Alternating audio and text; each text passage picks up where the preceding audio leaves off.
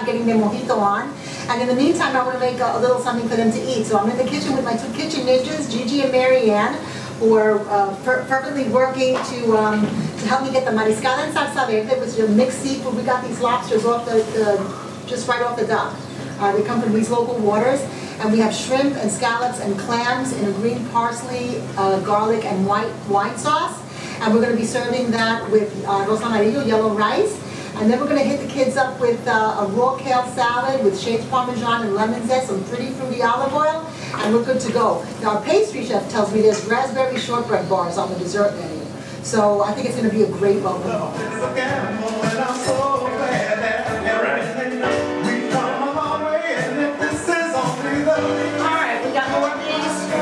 I think so, yes, Gigi. Also, one of the things that we're going to be doing today is our tiger eye rolls with chicken mousse. We start out with an egg roll wrapper, then we spread that with a chicken mousse that we've made. We top that with a nori wrapper. We top the nori wrapper with a slice of prosciutto or serrano ham, or the ham of your choice. And then in the center, we add if you have those beautiful pencil thin asparagus, I like to put asparagus pointing the opposite directions with the heads sticking out of the wonton wrappers, and then we just wrap the whole thing.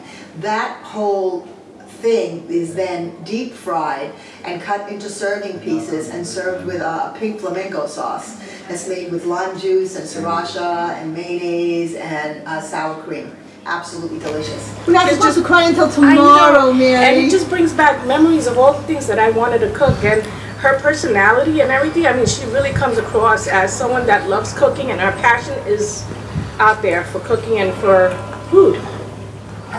She's loved. How did you make the chicken? How did you make the chicken mousse? The chicken mousse was just 2 chicken breasts, a little cream, and then salt and white pepper. Blended up in the food processor so that it's spreadable. And then we're just going to spread a thin layer onto the... Not too thin, right? Just learning from her things that I didn't get to learn from my mother, because there were things she didn't even make, but again from our culture. And I do have that memory of making alcapurrias with her, and I was very touched. It hit me, I don't know, deep down, and just her love, and she just transferred it on to all of us, and I just had to come back to get that feeling all over again and learn more. So you leave a little bit there. I'm doing it the short way instead of the long way. Is that all right? What does that mean, the short way? Meaning that I was going to roll it this way instead of this way. No, you want to roll it this way. You want it to be as long as possible. Okay. It's like cooking with people. We're having so much fun. We're laughing all the time, and it's just a really great experience. And I'll probably come next year again. Yeah, it's like a big family. Yes. Yeah. Okay, and if you get like those big fat asparagus, you could just cut them down the center instead of, these are absolutely beautiful pencil things, so we can use two. Well, my sister and nephew came last year, and she came back so excited about everything that she'd done, the people she'd met, the food she cooked, how much fun she'd had. And I guess when the memo or whatever came out again this past winter, she said, called me up, she says, Lisa, wouldn't you like to go to Maine with me? And I said, yes, I would. And then we have our red, white, and blue potato salad with French haricot vert and red onion, and we're going to be using a balsamic mustard vinaigrette for that potato salad. One of my favorite potato salads because it doesn't have mayonnaise, so it travels well. You know, it's great for a picnic or cooking out like we're going to be doing today. I'm going to start out with about a half a cup of olive oil. And to that, I'm going to add a couple of tablespoons of, isn't this pretty? This whole ground, the coarse mustard. I love it. This stuff, not only does it taste delicious, but the texture in your mouth is amazing. Okay, go ahead and whisk that a little bit. And I have 2 cloves of garlic that I've minced into the pool. And you know, basil is so fickle.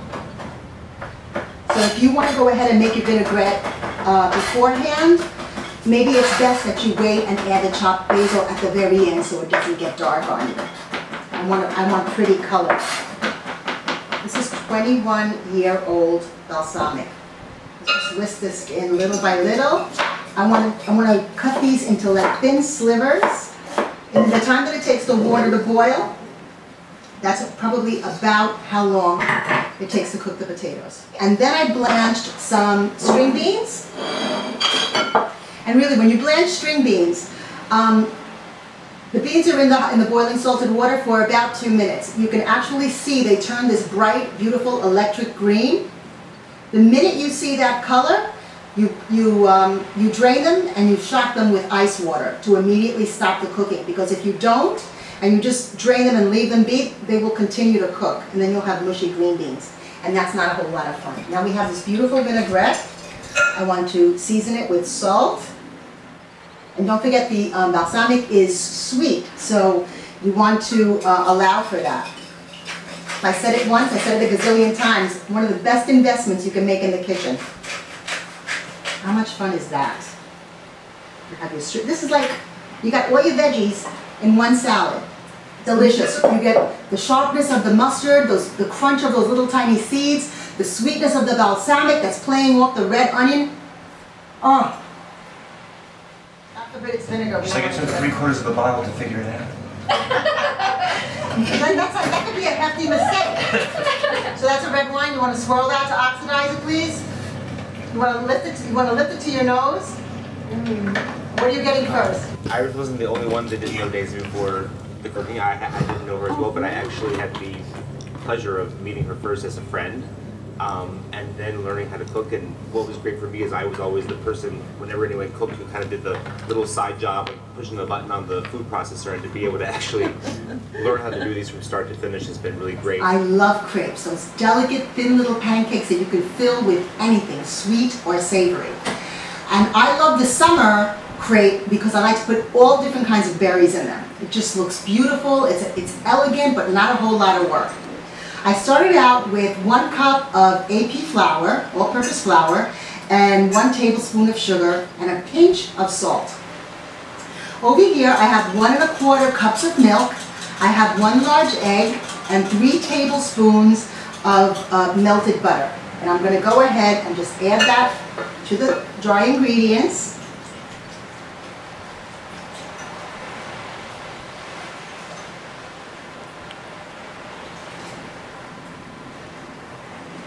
And I'm going to go ahead and let this batter rest for about an hour. Okay, so what we want to do is you want to start out in the center, pour enough batter that you can swirl to cover the bottom of the pan. Look at me. Oh my goodness, look how beautiful this is. It looks like lace. You can just fold these into quarters and just dust them with powdered sugar. Delicious, just like that. Okay, so our crepes are all done. I have some berries here. I have a cup of blueberries, a cup of quartered strawberries, a cup of these gorgeous, look at these blackberries. They're about as big as my thumb. How beautiful are they? And I tossed them with 2 tablespoons of 10x sugar, confectioner sugar. And then to that I'm going to add a little lemon zest. And just toss this. So I have my crepe, and what I've done is I folded it in half and then again. So I have almost like a little cone. And I have a little pocket. I'm just going to lay this right here. And I'm going to spoon in these berries. Okay? And I'm going to garnish that with some raspberries that are just so delicate. I don't like to put them inside the crepe because they just get bruised a lot. How delicious is that? I did a lot of the dishes last year, but I made such good friends. I kept in touch with all of them that I had met last year, and I just had to come back for the friendship, if nothing else. But honestly, I think the food this year is as good, if not better, than last year. I mean, the things that we've cooked, I'm just so excited. I'm already writing a recipe, a list of the ingredients that I'm going to need to go home and make them. Thank you, Daisy. Thank you.